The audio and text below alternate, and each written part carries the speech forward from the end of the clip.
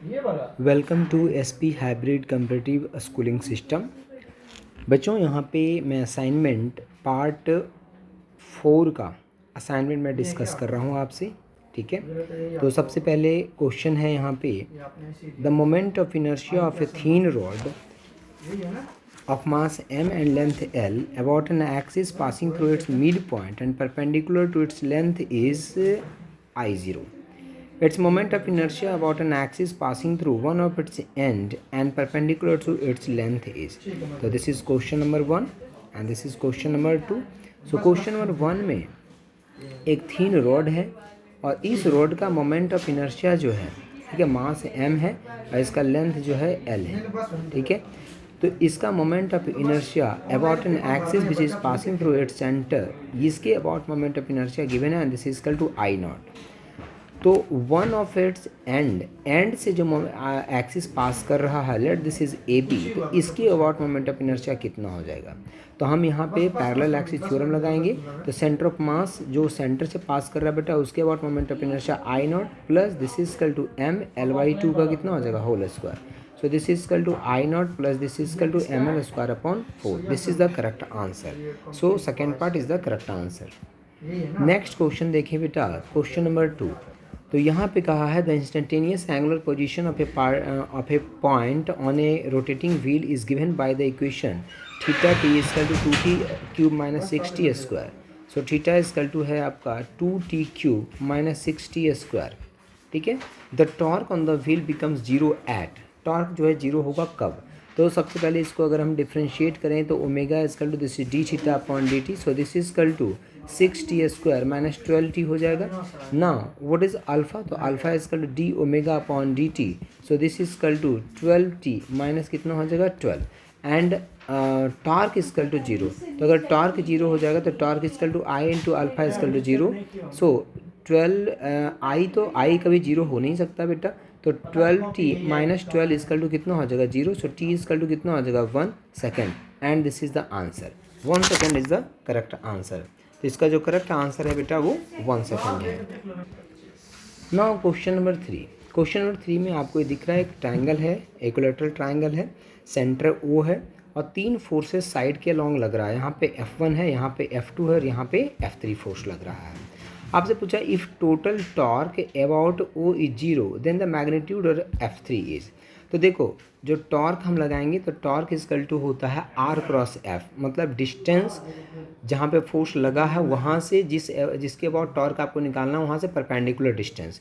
तो लेट कि यहाँ से परपेंडिकुलर डिस्टेंस D है तो यहाँ से भी परपेंडिकुलर डिस्टेंस D है, तो यहाँ से भी जो फोर्स है वहाँ से परपेंडिकुलर डिस्टेंस कितना है D।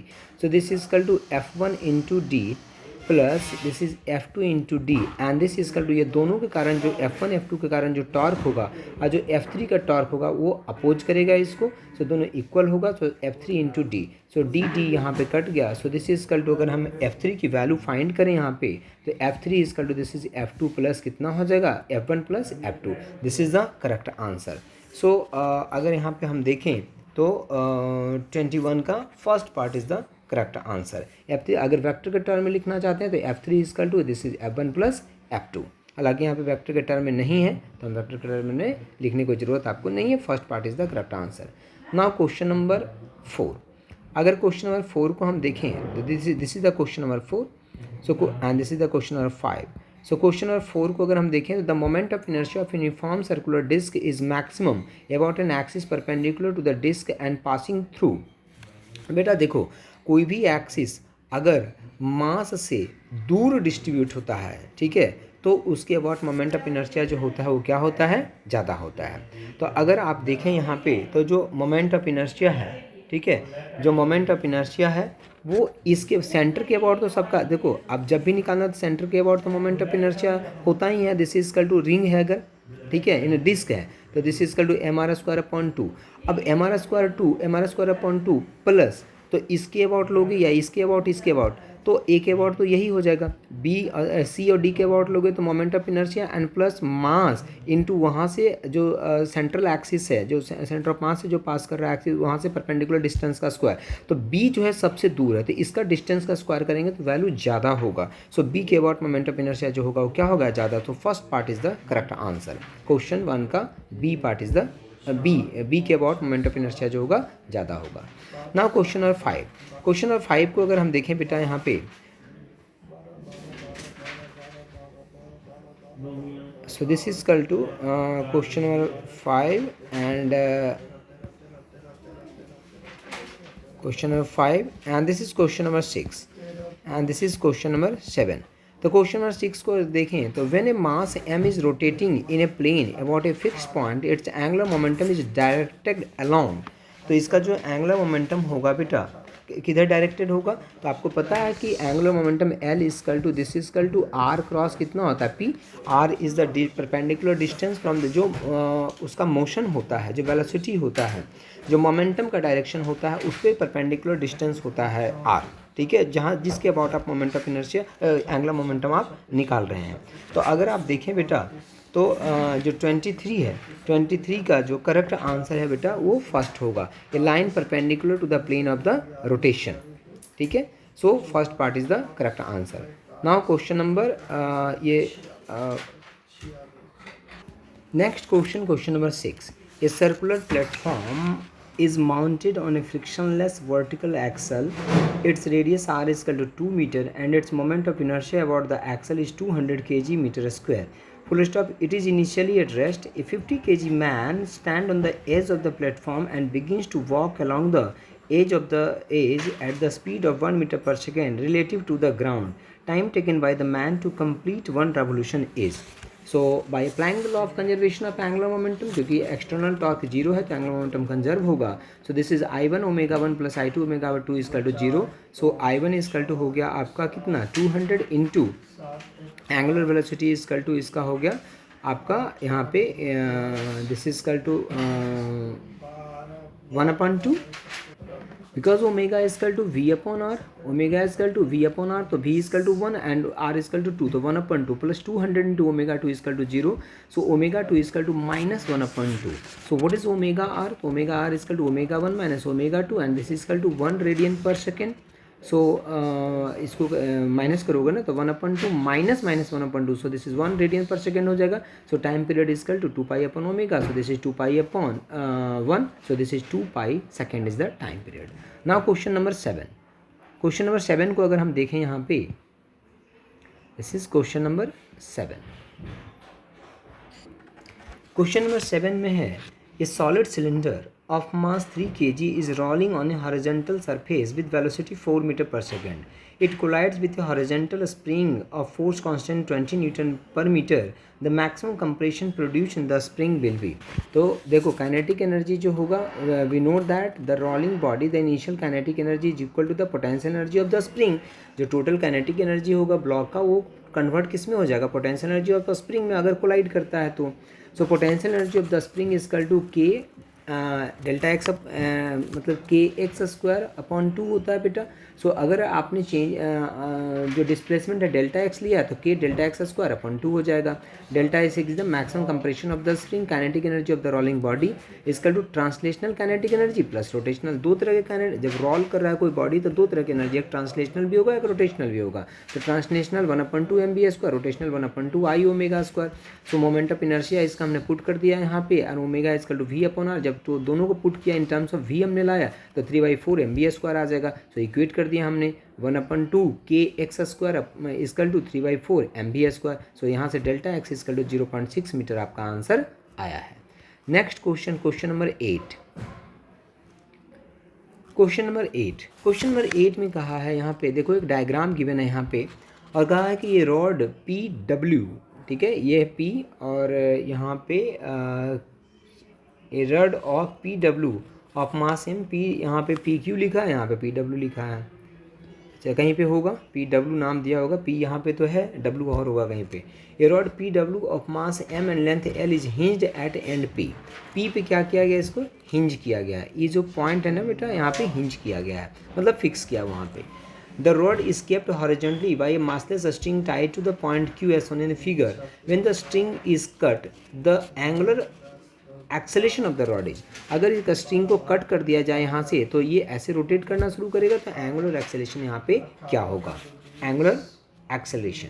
सो देखो अगर हम देखें तो after the string is cut the initial angular acceleration of the rod generated by torque Q के अबाउट में यहाँ पे जनरेट होगा, टॉर्क जनरेट होगा on balancing torque about point Q, तो M G L by two, ठीक है। Wait इसका कहाँ होगा, यहाँ पे होगा, एंड दिस इजकल टू कितना है एम जी, यहाँ से यहाँ डिस्टेंस कितना हो जाएगा, this is L by two, तो M G L by two is equal to this is equal to आपका इसके about moment of inertia, end के अबाउट मोमेंट ऑफ इनर्शिया कितना होता है रॉड का, M L square upon 3 into alpha, so alpha is equal to 3 GBI कितना हो जाएगा 12 इज द करेक्ट आंसर हो जाएगा बेटा यहाँ पे, this is the correct answer. Now question number 9, question number 9 में है आपका, this is question number 9, question number 9, question 9 में है यहाँ पे कि a small object of uniform density rolls up a curved surface with an initial velocity v, it reaches up to a maximum height of 3v square upon 4g with respect to the initial position the object is, ठीक है। तो हम जानते हैं velocity equal to जब कोई body roll करता है, ठीक है, इंक्लाइन प्लेन पे, ठीक है, तो velocity v is equal to √2gh upon 1 plus के स्क्वायर अपॉन आर स्क्वायर, ये फार्मूला है बेटा। सो स्क्वायर करोगे तो ये आ जाएगा। सो यहाँ से this is equal to v is equal to, अगर हम हाइट आपको गिवन है यहाँ पे, ठीक है। अच्छा वी स्क्वायर यहाँ से कैंसिल आउट हो जाएगा, इसकी वैल्यू पुट कर दी ना एच की वैल्यू पुट करेंगे यहाँ पे, एच की वैल्यू गिवन है आपको, तो एच की वैल्यू पुट करोगे तो यहाँ से के स्क्वायर इजकल टू दिस आ जाएगा। तो ये के क्या है इसमें, रेडियस ऑफ जायरेशन, ठीक है, तो के इजकल टू 1/2 आर स्क्वायर आ जाएगा। तो ये किसका होता है, डिस्क का होता है। सो करेक्ट आंसर है वो किसका है, डिस्क है यहाँ पे। Now question number 10, question number 10 को अगर हम देख, क्वेश्चन नंबर 10 को अगर देखो तो क्वेश्चन नंबर 10 में कहा है solid cylinder of mass 50 kg and radius 0.5 metre is free to rotate about the horizontal axis, a massless string is bound around the cylinder with one end attached to it and other hanging freely, tension in the string required to produce angular acceleration of 2 revolution per second is. तो देखो यहाँ पे आपका जो मास है बेटा वो this is 50 kg, radius of the cylinder is 0.5 metre, angular acceleration is equal to आपका गिवन है यहाँ पे कि 2 रेवोल्यूशन पर सेकंड स्क्वायर होना चाहिए। So this is equal to revolution per second square को अगर रेडियन पर सेकंड स्क्वायर में कन्वर्ट करते हैं 2 पाई से मल्टीप्लाई करते हैं, so 4 pi radian per second square, and हम जानते हैं torque is equal to T into R हो जाएगा। जैसे यहाँ पे ये टॉर्क लगा तो अगर टेंशन टी लगा यहाँ पे तो टॉर्क इजकल टू कितना हो जाएगा, this is tension T 4 R cross F होता है ना। सो और दोनों के बीच का एंगल कितना है 90, तो साइन थीटा लगाओगे तो साइन 90 इजकल टू 1 हो जाएगा। So this is T into कितना हो जाएगा R, so torque is equal to T into R. I क्या हो जाएगा, moment of inertia of the solid cylinder is equal to 1/2 mr square, value put करोगे तो यहाँ से टेंशन इजकल टू 157 न्यूटन आपका आंसर आएगा।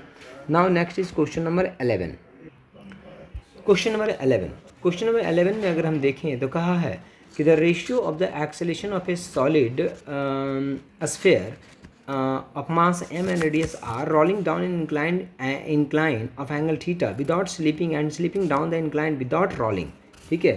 तो आपसे रेशियो पूछा है acceleration for a solid sphere without slipping and slipping down, ठीक है। तो देखो फार्मूला जो होता है बेटा एक्सेलेरेशन का, so acceleration is equal to ji sine theta upon 1 plus 1 upon कितना होता है एम आर स्क्वायर होता है। सो एक्सेलेरेशन इजकल टू यहाँ पे जी साइन थीटा अपॉन, अच्छा g sine theta upon 1 plus this is equal to जो आई है, तो आई क्या हो गया तुम्हारा यहाँ पे, इसकी जो दोनों के केस में, अगर हम दोनों के केस में देखें तो दोनों के केस में जो एक्सेलेरेशन होता है तो विदाउट जो स्लिपिंग होता है, ठीक है, विदाउट स्लिपिंग ये होता है और विद स्लिपिंग ये होता है, ठीक है। तो इसको सॉल्व किया हमने और इन दोनों का जब रेशियो निकालोगे तो रेशियो निकालने के बाद ये आंसर जो है आपका 5/7 आएगा। सो first part is the correct answer. इसमें जैसे ए इजकल टू जो आपका जो वैल्यू आता है जी A2 इजकल टू जो है तुम्हारा जी साइन थीटा, अगर प्योर ट्रांसलेशन होता है, ठीक है, अगर प्योर ट्रांसलेशन होता है तो वहाँ पे A2 इजकल टू कितना होता है, this is g sine theta होता है, ठीक है। और यहाँ पे जो फार्मूला बनता है जब रोलिंग होता है विदाउट स्लिपिंग, तो a is equal to ji sine theta upon 1 plus this is equal to I upon M R square होता है, ठीक है। तो इसकी वैल्यू पुट करेंगे यहाँ पे, वैल्यू पुट करने के बाद इसकी वैल्यू 5/7 जी साइन थीटा आ जाएगा, फिर दोनों को हम डिवाइड करेंगे तो 5/7 आपका आंसर। नेक्स्ट क्वेश्चन है बेटा question number 12। A force F is equal to alpha I cap plus 3j cap plus 6k cap is acting at a point R is equal to 2I cap minus 6j cap minus 12k cap. The value of alpha for which angular momentum about origin is conserved is। तो देखो हम जानते हैं torque equal to कितना होता है, this is torque equal to R cross कितना होता है F. So torque equal to R cross F हो गया, आर आपको गिवन है, एफ गिवन है, दोनों को इक्वेट करेंगे, जब इक्वेट करेंगे एंड दिस इक्वल टू कितना हो जाएगा, क्यों क्योंकि for conservation of angular momentum net torque क्या होना चाहिए, जीरो होना चाहिए। So torque equal to zero हो जाएगा, तो दोनों का क्रॉस प्रोडक्ट निकालेंगे, उसको जीरो इक्वेट करेंगे तो अल्फा इक्वल टू कितना आ जाएगा यहाँ पे -1 आपका आंसर आएगा। Next is question number 13। Question number 13 में देखें तो क्वेश्चन नंबर 13 में एक डायग्राम देखो गिवन है, point masses m1 and m2 are placed at the opposite ends of a rigid rod of length L and negligible mass. The rod is to be set rotating about an axis perpendicular to it. The position of point P on this rod through which the axis should pass so that the work required to set the rod rotating with angular velocity omega naught is minimum is given by। तो यहाँ पे देखिए moment of inertia of mass m about the axis I1 equal to कितना हो जाएगा, this is m1 x square. Moment of inertia of m2 about the axis I2 equal to m2 L minus x का whole square. Kinetic energy is rotational, so total kinetic energy is 1/2 I1 omega naught square plus 1/2 I2 omega naught square.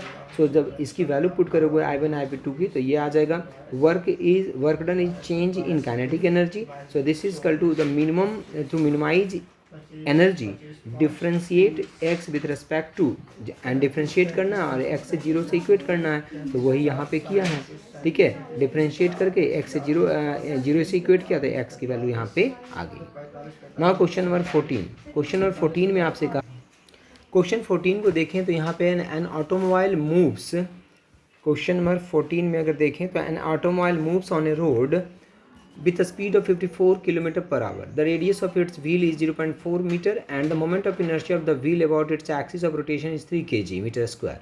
If the vehicle is brought to rest in 15 seconds, the magnitude of average torque transmitted by its brakes to the wheel is, ठीक है। तो देखो यहाँ पे torque equal to क्या होता है, I into alpha, torque equal to moment of inertia into angular momentum, ठीक है, ये भी होता है। Torque equal to I into alpha भी होता है and torque equal to R cross F भी होता है, लेकिन हमें इसकी रिक्वायरमेंट है torque equal to I into alpha की। So torque equal to I and what is alpha, तो alpha equal to a, alpha equal to देखो यहाँ पे क्या लिखा गया है, ए अपॉन आर होता है formula. So I V and upon T into R, सबकी वैल्यू पुट किया तो 6.66 kg square 6.66 kg metre square per second square आपका आंसर यहाँ पे आया है। Now question number 15। Question number 15, तो क्वेश्चन नंबर 15 में बोला है uniform circular disc of radius 50 centimetre at rest is free to turn about an axis which is perpendicular to its plane and passes through its center. It is subjected to a torque which produces a constant angular acceleration of 2 radian per second square. Its net acceleration in meter per second square at the end of 2 seconds is approximately equal to, तो radius given है, angular acceleration given है, time given है, ठीक है। Assumptions क्या लिया हमने यहाँ पे, acceleration asked is for a point on the rim, so after 2 second angular velocity equal to omega naught plus alpha T लगा दिया हमने, सो ओमेगा की वैल्यू निकल गई। Centripetal acceleration A C equal to omega square into R, so this equal to ये आ गया। टेंजेंशियल एक्सेलेरेशन ये आ गया, so net acceleration equal to root under a c का स्क्वायर प्लस ए टी का स्क्वायर। सो वैल्यू पुट करोगे यहाँ पे आंसर आ गया हमारा। Next question, question number 16। Question number 16 में है disc and a sphere of same radius but different masses rolls off on 2 inclined planes of the same altitude and length, which one of the 2 objects gets to the bottom of the plane first, ठीक है। तो यहाँ पे देखिए सबसे पहले है कि एक्सेलेरेशन इक्वल टू कितना होता है, g sine theta upon 1 plus के स्क्वायर अपॉन आर स्क्वायर, ठीक है। सो फॉर डिस्क कितना हो जाएगा, k square upon R square equal to 1/2, so this is 0.5 and for a sphere k square upon R square equal to 2/5। What is k is the moment radius of gyration, so this is equal to, अगर यहाँ से हम देखें तो sphere का जो acceleration होगा वो क्या होगा, ज़्यादा होगा एक्सेलरेशन ऑफ डिस्क से. So sphere will reach first. Now question number 17. Question number 17 में है two rotating bodies A and B of masses m and 2m with moments of inertia I and IB is greater than IA have equal kinetic energy of rotation. If LA and LB be their angular momentum respectively, then तो देखिए यहाँ से kinetic energy of rotation is 1/2 I omega square होता है. Since the kinetic energy of rotation is same, so 1/IA omega A square is equal to IB omega B square हो जाएगा. So omega A upon omega B की value निकल गई यहाँ से. The ratio of angular momentum becomes तो LA upon LB is equal to IA omega A upon IB omega B होगा. इसकी अब देखो यहाँ से करके, तो अगर हम देखें यहाँ तो this is equal to root under IA IB आ जाएगा and this is also less than 1. So this is equal to LB is greater than LA. So next is question number 18. Question number 18 को अगर देखो आप, question number 18 में है a solid sphere of mass m and radius r is rotating about its diameter. A solid cylinder of the same mass and same radius is also rotating about its geometrical axis with an angular speed twice that of the sphere. The ratio of their kinetic energy of rotation E sphere upon E cylinder will be. तो यहाँ पे देखिए sphere का ये हो गया, this is the kinetic energy and the जो आपका स्फीयर है और दूसरा सिलेंडर. तो सिलेंडर का आपका हो जाएगा देखो ये यहाँ पे, ठीक है. तो इसमें 1/2 I sphere into omega sphere. तो I जो स्फीयर होता है, स्फीयर का मोमेंट ऑफ इनर्शिया 2/5 हमारा स्क्वायर, उसकी वैल्यू पुट कर दी. सिलेंडर का 1/2 m ओमेगा स्क्वायर पुट कर दिया. गिवन है कि omega cylinder is equal to 2 times of omega sphere, value put करोगे तो this is 1/5 is the correct answer.